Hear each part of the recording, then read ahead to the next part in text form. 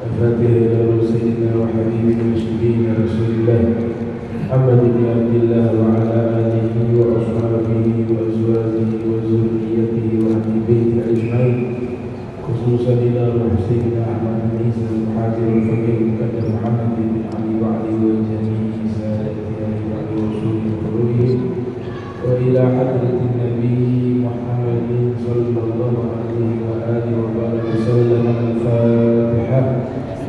أعوذ بالله من الشيطان الرجيم. بسم الله الرحمن الرحيم. الحمد لله رب العالمين. إياك نعبد وإياك نستعين. صراط المستقيم صراط الذين أنعمت عليهم غير المغضوب عليهم ولا الضالين.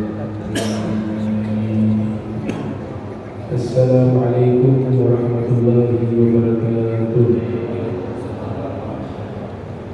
الحمد لله رب العالمين. اللهم صل وسلم على سيدنا محمد طه الأمين وعلى آله وصحبه أجمعين. أما بعد، سبحانك لا علم لنا إلا ما علمتنا إنك أنت العليم الحكيم.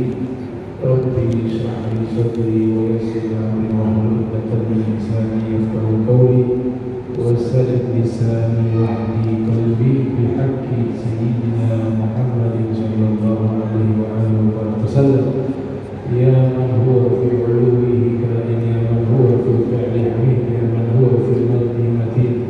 اللهم أكرمنا بنور الفهم وأكرمنا من ظلمات الوهم وارزقنا فهم النبي وحفظ المرسلين وإلهام الملائكة المقربين.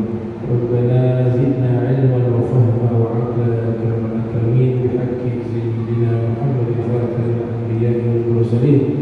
يا رحمن يا رحيم، وصلى الله على سيدنا محمد وعلى آله وصحبه وبارك وسلم، والحمد لله رب العالمين. قال المصنف رحمه الله ورضي الله تعالى عنه وأرضاه ونفعنا به وبعلومه وأمدنا بأسراره وأعادنا من بركاته في الدارين. فصل. باب وقت العصر. عن أنس رضي الله تعالى عنه قال: كنا نصلي العصر ثم يخرج الإنسان إلى بني عمرو بن عوف فيجدوهم يصلون العصر. وعنه رضي الله عنه قال: كان رسول الله صلى الله عليه وآله وبارك وسلم يصلي العصر والشمس مرتفعة حية، فيذهب ذاهب إلى العوالي فيأتيهم والشمس مرتفعة، وبعض العوالي من المدينة على 4 أميال أو نحوه. باب من فاتته العصر. عن ابن عمر رضي الله عنهما أن رسول الله صلى الله عليه وسلم قال: الذي تفوته صلاة العصر كأنما ودر أهله وماله. Alhamdulillah, puji syukur kehadirat Allah, salawat salam senantiasa tercurahkan kepada junjungan mulia Nabi tercinta Nabi Muhammad sallallahu alaihi wasallam beserta segenap keluarga beliau, sahabatnya dan umatnya. Dan sama-sama kami muliakan para imam Masjid Al-Muhajirin wa nakhussu bi dzikri Al-Habib Alwi Al-Bani ta'ala Allah subhanahu wa ta'ala fituli hayatihi wa umrihi wa ra'ah. Dan seluruh hadirin yang dirahmati Allah subhanahu wa ta'ala, kita masih membahas tentang waktu sholat asar. Babnya berjudul bab waktu asar, bab waktu asar. Di dalam kitab Al-Muwatta, kitab hadis yang dinyatakan oleh mayoritas ulama, kitab hadis pertama yang dibukukan Kitab hadis pertama yang dibukukan berjudul Al-Muwatta. Sebenarnya ada kitab-kitab hadis lainnya yang telah dikumpulkan oleh para ulama, akan tetapi mafqud, hilang, tidak eksis sampai zaman kita. Berbeda dengan kitab Al-Muwatta, sampai sekarang masih ada.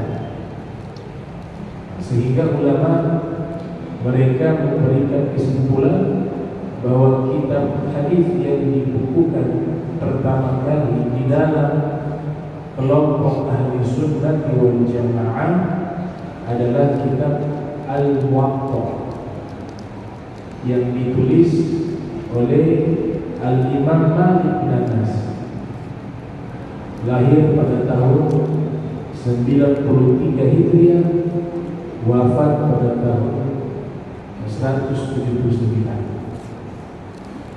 Nah, di dalam kitab Al-Muwatta, kalau kita baca di awal mukaddimah kitab tersebut, bab yang beliau tulis, yakni Imam Malik, adalah babu mawaqi as-sholati, bab tentang waktu-waktu sholat. Nah, di situ dibahas waktu-waktu sholat 5 waktu, mulai dari subuh sampai isya. Nah, sholat asar disebut juga sholat wusta. Nama lain sholat asar adalah sholat wusta. Wa hafizu 'ala sholawati was sholati wusta. Hafizu 'ala sholawati was sholati wusta. Di dalam Al-Quran, jagalah sholat-sholat dan sholat pertengahan. Nah, sholat pertengahan menurut Imam Abu Hanifah yang lahir pada tahun 80 Hijriah, wafat 148 Hijriah, dan menurut Imam Ahmad bin Hanbal yang lahir tahun 194, wafat 241 Hijriah, di dalam kitab yang dikutip oleh Syekh Muhammad bin Misri berjudul Rahmatul Ummah fi Ikhtilafil A'immah. Nah, dua ulama ini mengatakan sholat wusta adalah sholat asar karena posisinya di tengah, berada di antara subuh dan zuhur dan maghrib isya. Posisinya asar di mana? Di antara subuh dan zuhur dan di antara maghrib isya. Sehingga posisinya itu di tengah, maka dinamakan dia sholat pertengahan. Sholat pertengahan. Dan sekarang ada aturan baru. Kalau dulu madrasah yang paling awal pemula itu namanya apa? Al-Madrasatul Al-Ibtidaiyah. Sekarang kalau dibuat dengan sistem pesantren, namanya Al-Madrasah Awaliyah. Al-Madrasah Awaliyah maknanya sama. Kalau setelah Al-Madrasah Al-Ibtidaiyah, sekolah Madrasah Ibtidaiyah, naik kepada Al-Madrasah Al-Thanawiyah. Ini dua. Al-Madrasah Al-Thanawiyah naik lagi Al-Madrasah Aliyah.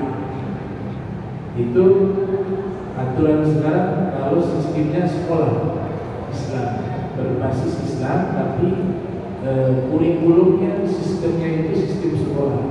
Tapi kalau pesantren paling dasar tadi Al-Madrasatul Al-Awwaliyah, Al-Madrasatul Wusta, setelahnya kemudian Al-Madrasatul Al-Uliyah. Jadi itu nama baru, tapi substansinya sama.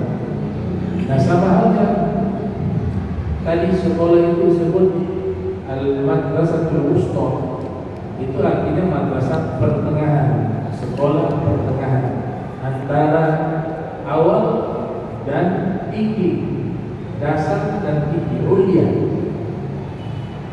Kalau di luar negeri Al-Jami'atul Ulia, disebut Al-Jami'atul Ulia, Universitas Ulia. Itu artinya di S2, strata magister. Imam Syafi'i yang lahir tahun 150, wafat 204, dan Imam Malik lahir 93, wafat 179 Hijriah, menyatakan sholat pertengahan itu bukan sholat asar, tapi sholat subuh. Sholat subuh. Nah, ketika dinyatakan sholat subuh itu sholat pertengahan, maka sholat tersebut berada di antara sholat maghrib isya dan zuhur asar. Maka posisi subuh benar. Ayat ini juga isyarat sholat subuh, karena mazhab Hanafi dan mazhab Syafi'i itu menganjurkan kunut di sholat subuh. Karena ayat ini menceritakan sholat pertengahan ditafsirkan oleh mereka sholat subuh. Setelahnya itu firman tersebut dilanjutkan dengan mengatakan mereka berkunut kepada Allah. Hafizu ala sholawati wa qanitun lillah.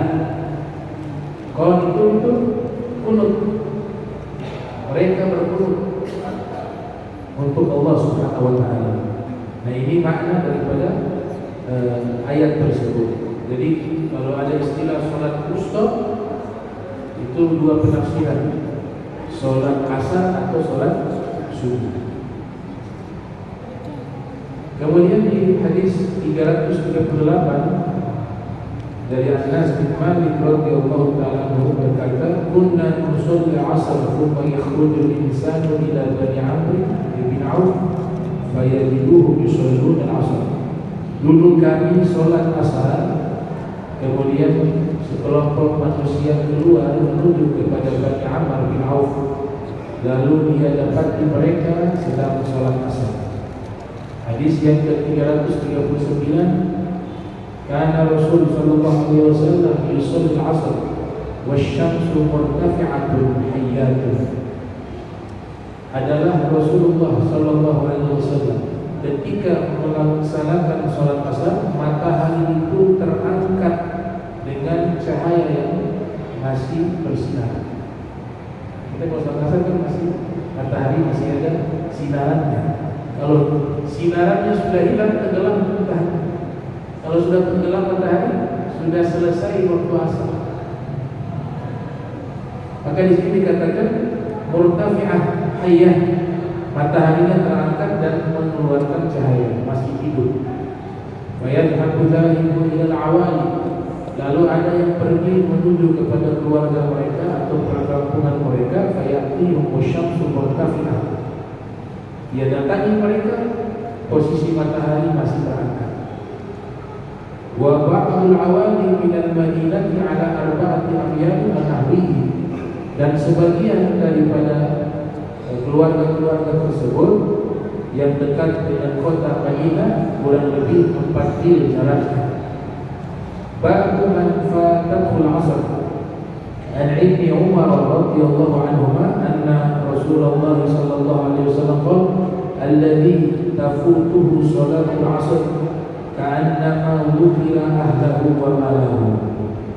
Hadis 340 dari Ibni Umar yang menyatakan sesungguhnya Rasulullah sallallahu alaihi wasallam bersabda, salat asar jika terlewatkan, keluar dari waktunya, dan dia tidak melaksanakan salat tersebut, ka'annama wukila ahlahu wa malahu, seakan-akan dia menghancurkan keluarganya dan hartanya.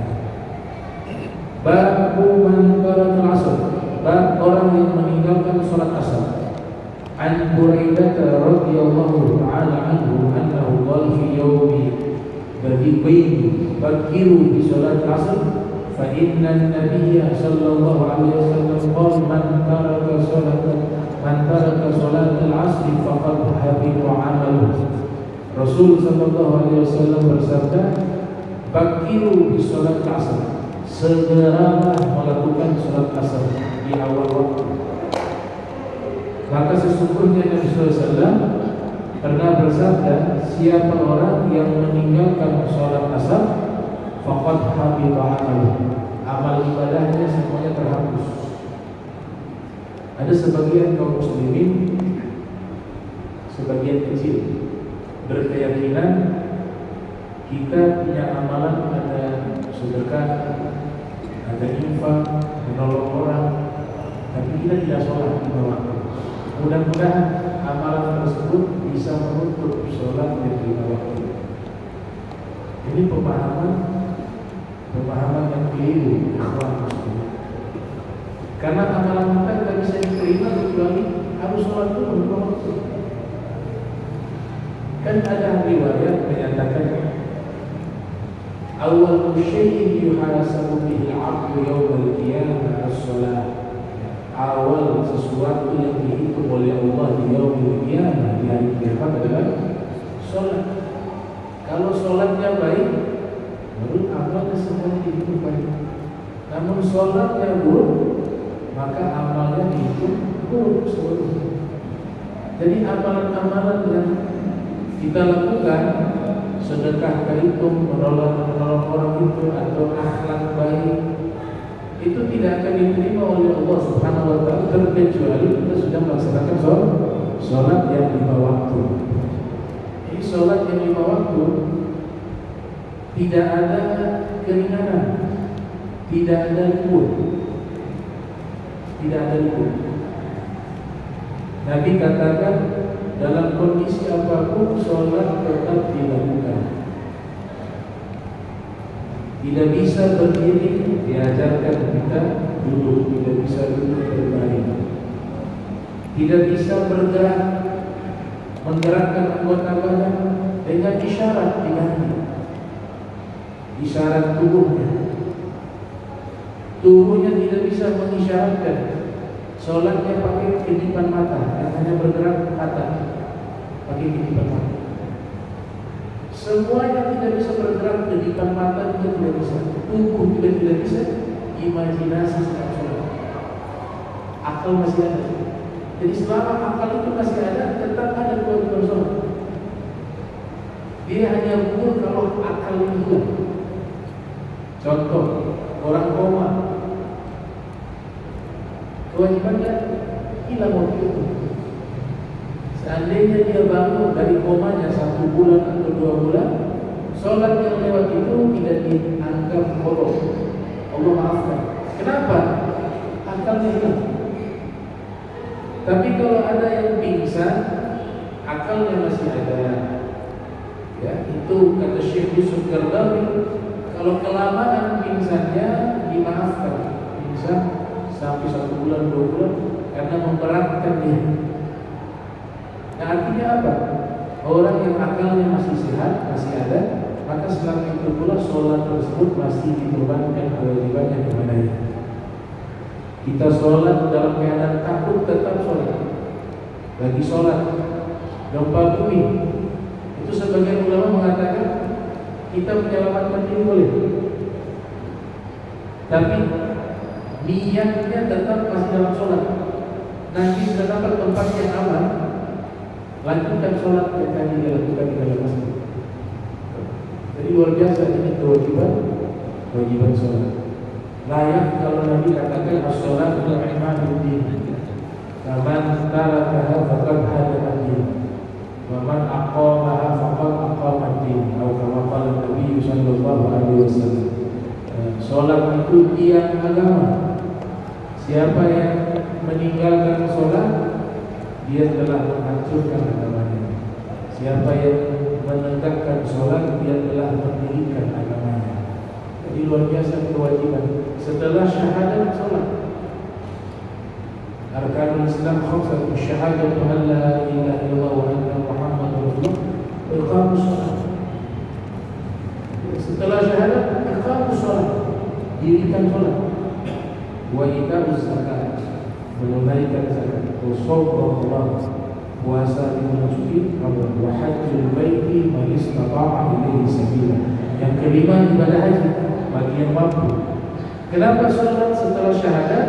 Karena di antara kewajiban-kewajiban yang disebut sebagai rukun Islam, yang paling tertinggi dari semua itu adalah sholat.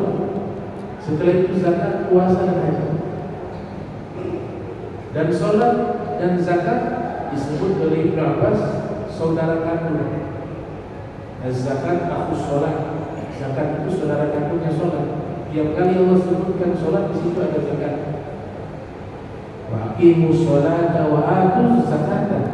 Dirikanlah sholat dan tunaikanlah zakat. Selalu berbarengan. Nah, oleh sebab itu dikatakan dalam hadis, ya, Rasul sallallahu alaihi wasallam bersabda, siapa yang meninggalkan sholat asar, faqad habita amaluh, amalnya terhapus. Itu baru satu sholat yang ditinggal, sholat asar. Bagaimana yang ditinggal 5 waktu? Ini selamanya dihitung hutang. Yang kita tinggalkan sholat yang wajib ini selamanya dihitung hutang. Hutang itu harus dilunasi. Hadis Nabi katakan, ad-dainu syai'uddin. Ad-dainu syai'uddin. Hutang itu adalah kecacatan di dalam agama. Nah, makna hutang di sini juga bisa kita artikan hutang sholat. Orang yang sholatnya ditinggal dan dia tidak qadha, maka selama itu pula agamanya cacat, keislamannya cacat, keimanannya cacat.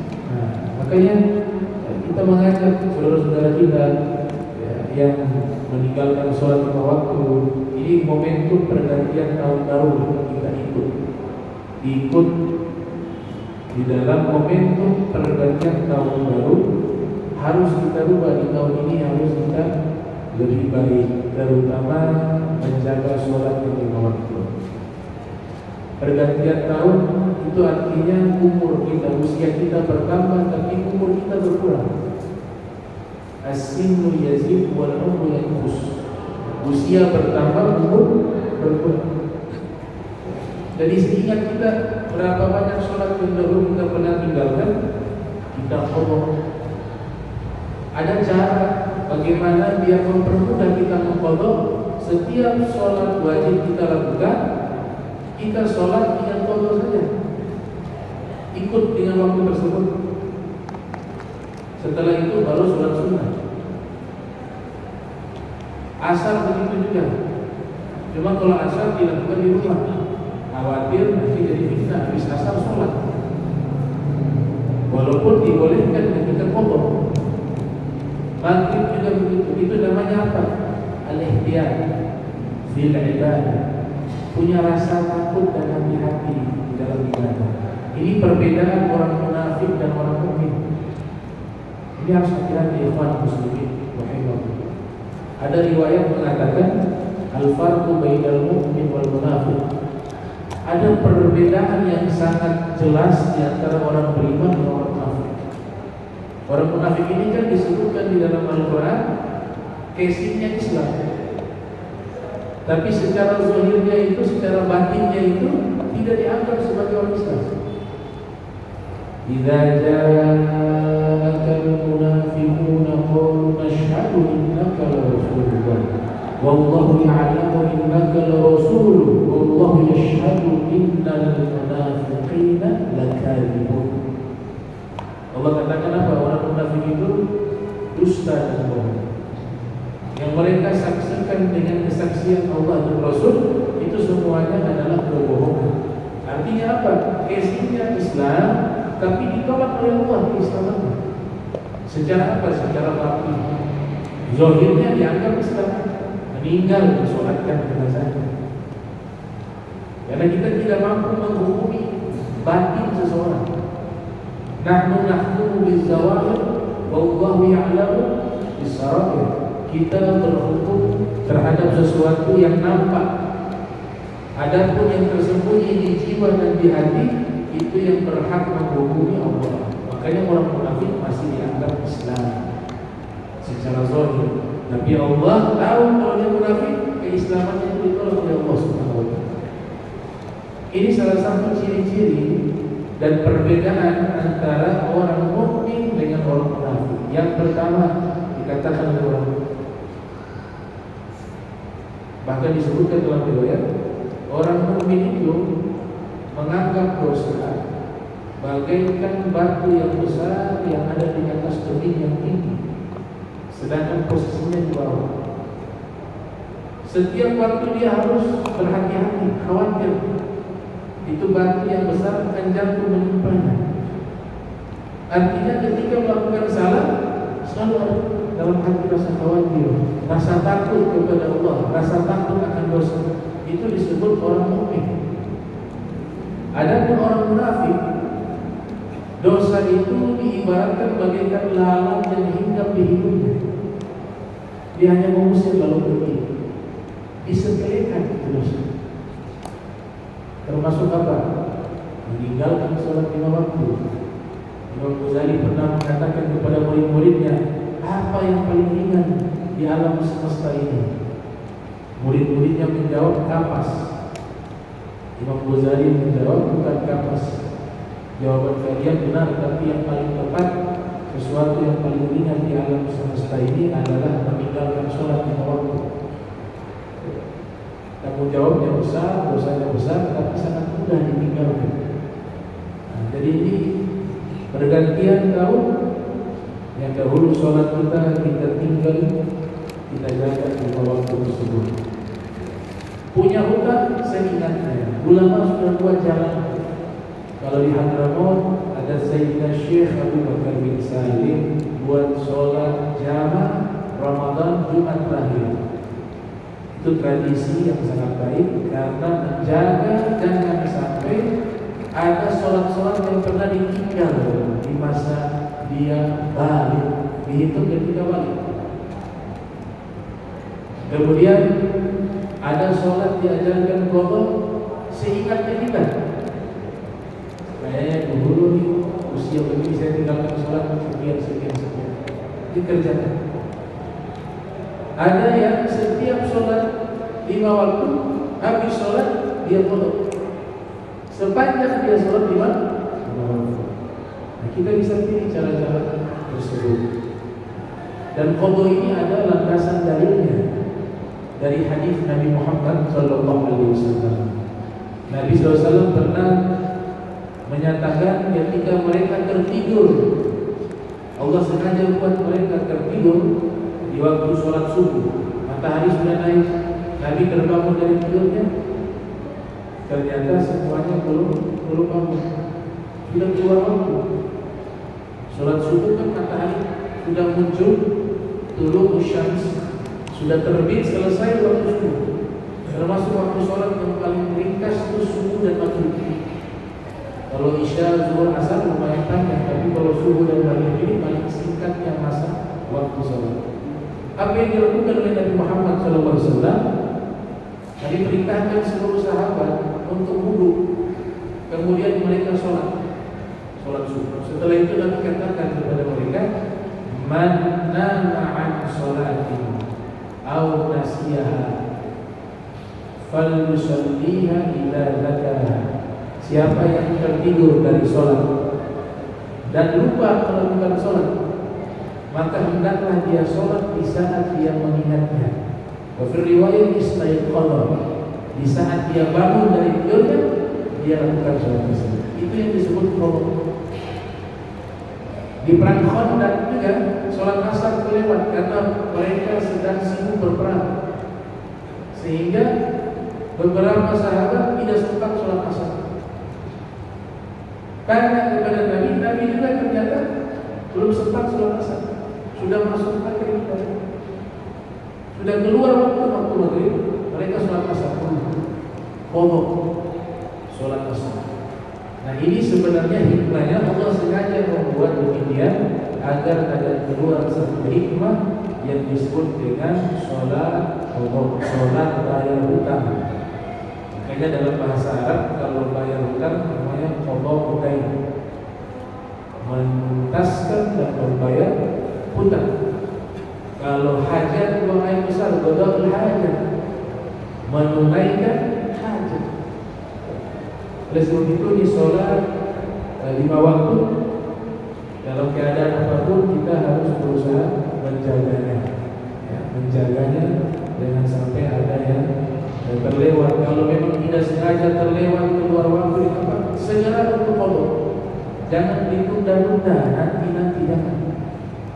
Kelewat subuh, udah tahu masuk jam 8, bangun qada. Kelewat waktu zuhur, sudah masuk asar, qada. Ya. Lewat waktu yang dimana kita lupanya karena hal-hal yang dianggap tidak baik, itu qadanya harus segera. Kecuali lupanya dalam perkara yang baik, mungkin baca Al-Quran, saking asiknya baca Al-Quran, waktu sholatnya dia lupa. Berarti dia sedang lupa dengan sebab melakukan ibadah. Nah, yang semacam ini ulama membolehkan menunda qadanya karena dia lupanya dalam ibadah. Tapi saya sarankan segera saja untuk ditunaikan. Kenapa? Itu tidak tahu ada ajal datang pada waktu itu, sedangkan masih ada waktu sholat yang belum kita laksanakan. Kalau sudah masuk waktu, tetap kewajiban itu dihitung. Tidak ada urusan mau dilakukan atau dilakukan. Masuk waktu itu. Itulah sebabnya sholat awal waktu sebagai amalan yang paling afdal. Kata Nabi SAW, ahabbul a'mali ilallah subhanahu wa ta'ala as-salatu liwaqtiha, thumma birru walidain, thumma jihad fi sabilillah. Amalan yang paling Allah cinta adalah sholat pada waktunya. Yang kedua, bakti kepada orang tua. Yang ketiga, al-jihad fi sabilillah, berperang di jalan Allah. Lihat urutannya, nomor 1 sholat, nomor 2 bakti, nomor 3 jihad, nomor 3 al-jihad fi sabilillah. Ada salah satu ulama di Turki, ini punya rasa takut terhadap dosa luar biasa. Momentum tahun ini kan kita bisa jadikan juga muhasabah, kan sering dikatakan muhasabah, menghitung diri, mengintrospeksi diri, muhasabah. Ada cara yang diajarkan oleh salah satu tokoh ulama terbesar ahli sunnah wal jamaah di Turki. Begitu hebatnya ulama ini sehingga julukannya itu adalah Badi'uz Zaman, keajaiban zaman. Ini namanya adalah Syekh Sa'id An-Nursi.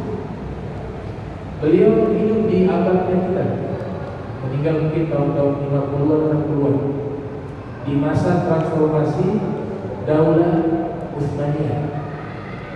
Ketemu dengan zamannya Muhammad Ataturk, ya. Di zaman itu beliau ini disebut mutafanninun, orang yang menguasai banyak cabang ilmu.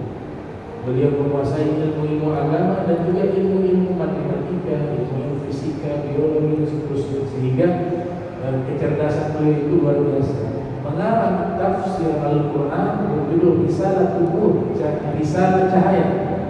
Ada sekitar 6.000 halaman. 6.000 halaman. Ada tradisi beliau yang sangat unik ketika memuhasabah diri beliau. Beliau itu setiap hendak mau tidur di malam hari tidak langsung tidur, tapi beliau duduk sesaat, mulai menghisap seluruh anggota tubuhnya satu persatu. Dia katakan, wahai tangan, ini sebelum tidur malam ini, hari ini apa yang kau lakukan? Beliau ingat lagi aktivitas hari tersebut. Ternyata dipikir-pikir, oh tadi ada dosa yang dilakukan oleh tangan. Wahai tangan, istighfar kepada Allah. Ya Allah, aku minta ampun kepadamu atas dosa tanganku ini, ya Allah, ampunilah. Ini tangan kanan. Habis itu tangan kiri lagi dia. Mata, ya Allah, wahai mata, hari ini apa yang kau lihat? Diingat lagi satu hari. Kalau ada yang dia lihat yang haram, wahai mata, bertobatlah kepada Allah. Ya Allah, saya beristighfar kepadamu atas dosa mata saya. Satu anggota tubuh dihitung setiap malam. Itu namanya muhasabah yang sempurna. Ya, muhasabah sampai menghisap hatinya.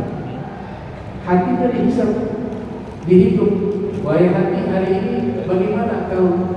Apakah ada hasad kepada orang, ada dengki kepada orang, ada prasangka buruk kepada orang, ada riya dan seterusnya? Kalau memang ada, minta ampunlah kepada Allah. Ya Allah, aku minta ampun atas hatiku ini yang banyak dosa. Itu dilakukan setiap malam sebelum tidur. Nah, seperti ini kalau dia tidur dalam keadaan suci, bersih, sudah tidak ada dosa, kita kadang-kadang lupa untuk bertobat. Kita lupa bertobat. Bertobat itu tidak cukup hanya dengan menyesal, tapi harus ada pernyataan, laporan kepada Allah. Ya Allah, saya bertobat. Ya Allah, saya minta ampun. Makanya ada kalimat namanya kalimat istighfar. Ada istighfar yang diajarkan oleh Nabi Muhammad SAW, namanya Sayyidul Istighfar, pemimpin daripada istighfar. Itu harus dilaporkan kepada Allah. Ya Allah, saya minta ampun, saya punya dosa ini. Itu cara bertobat yang paling sempurna. Menyesal, dilafazkan, dilaporkan kepada Allah dengan istighfar dan meminta ampun. Menyesal dan mencabut perbuatan dosa tersebut, wa an ya'azima ayyahuda ilayya, dan punya niat yang kuat tidak mau kembali melakukan dosa yang sama. Kalau tiga syarat ini terpenuhi, baru disebut dengan taubat yang diterima oleh Allah Subhanahu wa Ta'ala. Nah, dahulu orang-orang sholihin dari kalangan para nabi, para rasul, ada satu nabi namanya Nabi Armia. Namanya Nabi Armia. Ini Nabi Armia, dia punya aktivitas sehari-hari hanya ibadah, tidak mau sibuk yang lain, dan juga punya kebiasaan selalu sama seperti Said Nursi, setiap hari menghisap diri, setiap hari. Jadi selalu tutup sebelum tidur, tobat. Bangun tidur, tobat. Tidur malam lagi, tobat. Nah, sampai akhirnya Allah Ta'ala berikan beliau satu wahyu. Beliau bermukim di Palestina pada waktu itu. Jadi beliau ini sejaman dengan kakek buyutnya Nabi Muhammad yang bernama Ma'ad bin Adnan, satu zaman. Dikasih laporan wahyu oleh Allah Ta'ala kepada Armia, Nabi, namanya Nabi Armia, bahwa nanti akan datang seorang diktator raja yang berasal dari Babilonia. Dia bernama Bakhtansar. Namanya Bakhtansar. Ini sekitar abad atau tahun 500, ya 500-an sebelum Masehi sampai 630 sebelum Masehi. Hidup di zaman Nabi Armia. Ternyata diberikan wahyu oleh Allah Ta'ala melaporkan kepada Bani Israel bahwa nanti raja ini akan datang dari Irak, dari Babilonia, dan akan menghancurkan Baitul Maqdis dan akan membantai Bani Israel. Dia sudah dapat wahyu, dikasih lapor kepada kaumnya. Mereka bilang ini orang gila. Kalau ini Nabi sudah bantu mereka, dapat laporan dari Allah berupa wahyu. Dia katakan nanti raja ini dari Babilonia datang akan menghancurkan kalian, membantai kalian. Semua ini warga menuduh dia, kamu orang gila. Dipukullah dia, dipukul, dimasukkan ke dalam penjara. Ternyata tidak lama waktu berjalan, ini raja datang dengan pasukannya. Dia membantai seperti Bani Israel, ditawan puluhan ribu, mayat Diajarkan di atas jalan, kemudian kuda-kuda mereka itu menginjak bukan tanah, tapi menginjak mayat-mayat Bani Israil.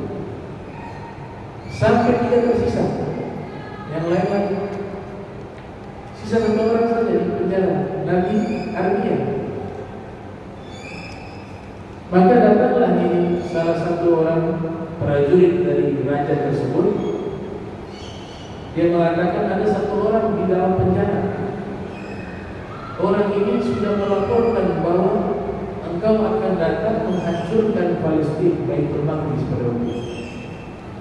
Maka ini raja, dia penasaran siapa orang tersebut. Panggil dia, keluarkan dia dari penjara, hadapkan dia di hadapan. Dibawa di Nabi Armia di hadapan raja tersebut. Kemudian ditanya, apakah benar kau sudah mengkabarkan bahwa aku akan datang ke negerimu ini untuk menghancurkanmu? Nabi Armia mengatakan, benar, saya dapat informasi dari Allah Subhanahu wa Ta'ala. Kau seorang nabi berarti? Dia percaya tidak? Iya, saya seorang nabi. Apa yang dilakukan oleh kaummu? Aku sudah melaporkan kepada kaumku bahwa engkau akan datang dengan pasukanmu, tapi mereka mengatakan saya orang gila. Mereka mengatakan saya orang gila. Bahkan mereka memukul saya dan mereka memasukkan saya ke dalam penjara. Kata raja Bakhtansar ini, dia mengatakan, kalau kau hidup di kaumku, di kelompokku, aku akan muliakan kau. Aku akan berikan jabatan yang tinggi. Engkau seorang nabi, tapi kaumku itu aneh. Justru kau dianiaya, dipukul dan dikatakan orang gila. Baik, sebagai bentuk penghormatan saya kepadamu, saya tinggalkan kau di sini. Tinggal dan saya tidak berkata lagi. Itulah dia pergi. Namanya Bakhtansar. Itu termasuk raja terbesar dalam sejarah dunia. Raja Babilonia. Ya, setelah Namrud, Firaun, dia masuk daftar juga. Cuma raja yang jahat, yang zalim. Kemudian Nabi Armia ini diceritakan tinggal seorang diri di Baitul Maqdis di Palestina. Suatu ketika bertemu dengan orang yang di jidatnya ada cahaya. Dari jauh dia lihat, ini siapa yang datang? Ada cahaya di jidatnya. Orang itu mendekat. Ternyata dia adalah Ma'ad bin Adnan, kakek buyutnya Nabi Muhammad SAW. Maka dia tahu, karena seorang nabi, dia tahu ini cahaya adalah cahaya Nabi Muhammad SAW. Dia katakan ini adalah cahaya yang akan muncul nanti. Dia menjadi pemimpin para nabi, para rasul, dan dia adalah nabi penutup. Maka digoncenglah itu Ma'ad bin Adnan, digonceng oleh Nabi Armia. Waktu berjalan, banyak orang-orang mulai datang ke Baitul Maqdis. Mereka tinggal di situ, menjadi satu suku yang besar yang diklaim sebagai anak turunannya Nabi Yakub. Itu klaim itu orang-orang Bani Israil. Mereka bukan keturunan para nabi, mereka orang luar. Keturunan para nabi sudah tidak ada. Keturunan Nabi Musa tidak ada. Keturunan Nabi Nuh tidak ada. Keturunan Nabi Sulaiman tidak ada. Yang ada hanya keturunan Nabi Muhammad SAW. Cuma mereka berklaim saja. Nah, salah satu dalil yang menunjukkan bahwa Bani Israel itu bukan keturunan para nabi, karena mereka dibantai oleh raja Babilonia tersebut. Maka keturunan yang ada berasal dari putranya Nabi Ibrahim, Nabi Ishak, anaknya Nabi Yakub. Nabi Yakub inilah yang disebut Israel, anak-anaknya Israel, Bani Israel. Nah, maka ternyata di dalam sejarah Sayyidina Ma'ad, dia punya anak-anak 40 orang. Anaknya Sayyidina Ma'ad 40 orang. Nanti kalau jalurnya Nabi Muhammad, anaknya namanya Nizar. Nah, anaknya namanya Nizar, itu jalurnya Nabi Muhammad Sallallahu Alaihi Wasallam. Pokoknya kalau lewat jalur Nabi Muhammad di situ, mereka adalah orang yang beriman. Mereka adalah orang yang wajahnya bercahaya karena menampung cahaya Rasulullah Muhammad Sallallahu Alaihi Wasallam. Maka namanya ma'at. Ma'at itu artinya yang menampung cahaya Nabi Muhammad. Arti ma'at dari kata a'adda. A'adda itu mempersiapkan. Jadi ma'at itu adalah orang yang memang disiapkan untuk bisa menampung cahaya Nabi Muhammad Sallallahu Alaihi Wasallam. Waktu berjalan punya anak 40 orang. Bani Israel sudah banyak. Di masa Nabi Musa terjadi konflik antara Bani Israel dengan kaum Quraisy. Pada waktu itu belum ada suku Quraisy, belum ada. Karena suku Quraisy itu nanti turunannya Ma'at ke bawah lagi, masih jauh. Qusay namanya, ada yang mengatakan namanya Fihir, itu masih di bawah. Jadi sukunya belum ada. Tapi Adnaniyun mereka dulu, anak keturunan Adnan. Nasab Nabi yang dihafalkan yang paling sahih hanya sampai di Adnan. Kaki buyut Nabi yang namanya Adnan. Kalau ke atas lagi, para sejarawan menulis sampai kepada Nabi Adam, itu riwayat tidak sahih. Tapi yang paling sahih sampai ke Adnan. Makanya diperintahkan kita menghafal sampai ke Adnan. Dan itu yang menyebutkan Nabi Muhammad SAW. Bukan ulama yang sebutkan nasab itu, bukan. Rasulullah pernah satu hari di hadapan kaum Quraisy, beliau sebutkan nasab beliau satu persatu sampai kepada Sayyidina Adnan. Nah, ini yang dijadikan dalil nasab Nabi Muhammad Sallallahu Alaihi Wasallam. Maka Sayyidina Ma'ad ini berkonflik dengan Bani Israel. Di pihak Bani Israel ada Nabi Musa. Di pihak orang Adnaniyun ada Sayyidina Ma'ad dengan anak-anaknya. Terjadi peperangan. Sayyidina Ma'ad selalu menang, Bani Israel selalu kalah. Nabi Musa sampai meminta kepada Allah laporan, kenapa setiap berperang dengan Ma'ad kalah, tidak pernah menang. Padahal pasukannya Bani Israel jumlahnya jauh lebih banyak, senjatanya jauh lebih canggih pada zaman itu. Maka Allah Ta'ala mengatakan, selama-lamanya kalian kalau berperang dengan Ma'ad, kalian akan kalah. Karena Ma'ad itu menang sebab ada Nur Muhammad Sallallahu Alaihi Wasallam, ada cahaya Rasulullah di dalam sulbinya. Maka Nabi Musa teringat, pernah Nabi Musa diminta oleh Bani Israel mendoakan kepada Sayyidina Ma'ad dengan kaumnya ketika berperang agar Allah binasakan. Doa pertama Nabi Musa meminta, padahal doanya para Nabi mustajab. Apalagi Nabi Musa sudah dijanjikan oleh Allah, setiap kali kau meminta pasti aku kabul. Dalam peperangan tersebut Nabi Musa berdoa, ya Allah tolong hancurkan ini Ma'ad dengan pasukannya. Diminta dan bereaksi berdoa. Berdoa lagi yang kedua kali, tidak diijabah oleh Allah kedua kali. Berdoa lagi ketiga kalinya, tidak diijabah oleh Allah Subhanahu wa Ta'ala. Doanya Nabi Musa ditolak oleh Allah Ta'ala. Nabi Musa bingung. Ya Rabb, kau janjikan padaku kalau aku berdoa pasti engkau ijabah. Lantas kenapa ketika aku berdoa meminta engkau menghancurkan Ma'ad dengan kaumnya, engkau menolak doaku? Sudah 3 kali aku berdoa. Allah menjawab, wahai Musa, doamu tidak akan saya terima untuk meminta Ma'ad binasa, karena di dalam tubuh Ma'ad itu ada cahaya baginda Nabi Muhammad Sallallahu Alaihi Wasallam. Nanti terlahir dari suri beliau seorang nabi yang menjadi pemimpin seluruh para nabi dan para rasul, dan engkau pun akan berada di bawahnya. Engkau akan menjadi umatnya di akhirat. Itu Sayyidina Ma'ad. Jadi subhanallah, ini cahaya Nabi kita Muhammad Sallallahu Alaihi Wasallam. Allah Ta'ala sudah setting dia berada di suri orang-orang yang terpilih. Kalau terpilih Nabi sebutkan suci. Kalau suci tidak musyrik, tidak kafir, semuanya mukmin.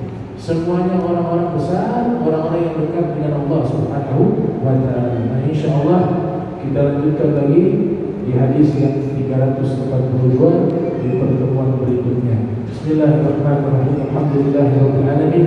Allahumma shalli wa sallim ala sayyidina Muhammadin wa ala ali sayyidina Muhammad. Allahumma jam'ana hadza jam'an marhuma wa tafarraqna min ba'di tafarruqna ma'zuma wa la tadrika wa la min asyirki mahruma. Subhanaka wa bihamdika ashhadu an la ilaha illa anta astaghfiruka wa atubu ilaik. Wa sallallahu ala sayyidina Muhammadin wa ala